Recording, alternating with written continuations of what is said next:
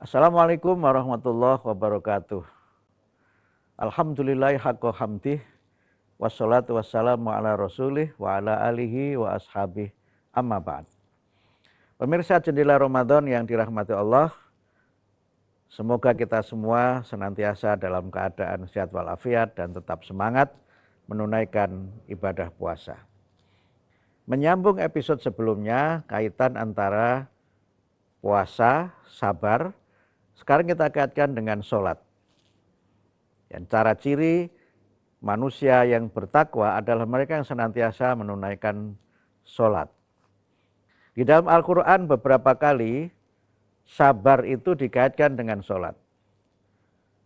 Selain ayat yang saya bacakan dalam episode yang sebelumnya, Allah berfirman di dalam Al-Quran, wasta'inu bisobri wassalah wa innaha lakabiratun illa 'alal khasyi'in. Minta tolonglah kamu dengan sabar dan sholat, dan sungguh yang demikian itu sangat berat, kecuali bagi orang-orang yang khusyuk di dalam sholatnya. Alladzina yadununa annahum mulaqu rabbihim wa annahum ilaihi raji'un. Orang-orang yang sholat dengan khusyuk itu adalah mereka yang senantiasa menyadari bahwa ketika sedang sholat itu mereka sedang bertemu dengan Allah dan suatu saat dia akan kembali ke hadapan Allah.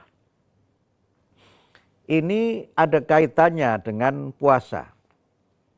Kalau kita berpuasa, kita melaksanakan sesuatu yang hanya kita dan Allah saja yang tahu.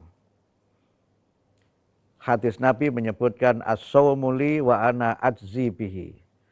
Puasa itu untuk aku, maksudnya untuk Allah, dan hanya Allah saja yang maha kuasa memberikan balasan dari orang yang berpuasa itu.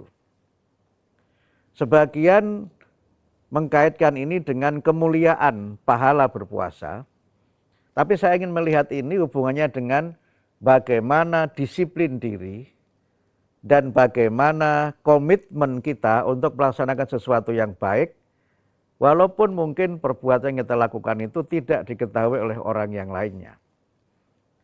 Puasa itu soal disiplin diri, puasa itu soal bagaimana kita melaksanakan sesuatu karena faktor-faktor internal yang sebelumnya kita sebut karena iman kita, bukan karena faktor-faktor eksternal. Lalu apa hubungan itu dengan sholat? Sholat itu ibadah yang secara durasi, secara waktu singkat. Ya kalau kita sholat itu katakanlah 5 waktu itu masing-masing, sholat duhur itu 5 menit. Gitu. Kemudian asar itu 5 menit, maghrib 5 menit, isya 5 menit, berarti 20 menit ditambah subuh misalnya 5 menit juga, ya kira-kira maksimal 25 menit. Singkat sekali. Tetapi pengaruh dari sesuatu yang singkat, yang rutin dikerjakan, itu sangat besar terhadap sikap mental kita dan kepribadian kita. Kita bisa saja mengatakan sholat kita itu khusyuk, tapi Allah tahu kita khusyuk atau tidak. Kita bisa saja mengatakan kepada sejawat, saya hari ini puasa, tapi sesungguhnya barangkali tidak berpuasa, gitu. Dan orang tidak tahu, tapi Allah tahu. Disinilah sebenarnya mengapa kemudian di dalam Al-Quran disebutkan puasa dengan sholat itu beriringan dan itu kunci kita sukses. Disinilah kenapa kemudian Al-Quran mengingatkan kita untuk mendidik anak-anak kita ini senantiasa sabar.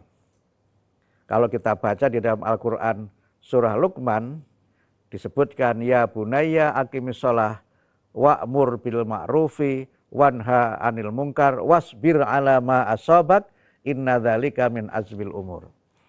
Luqman menasihati anaknya untuk senantiasa melaksanakan sholat, amar ma'ruf nahi munkar, dan bersabar atas segala musibah yang terjadi, dan itu adalah perkara yang harus kita bulatkan, kita tanamkan dengan penuh kesungguhan karena melaksanakannya tidak mudah.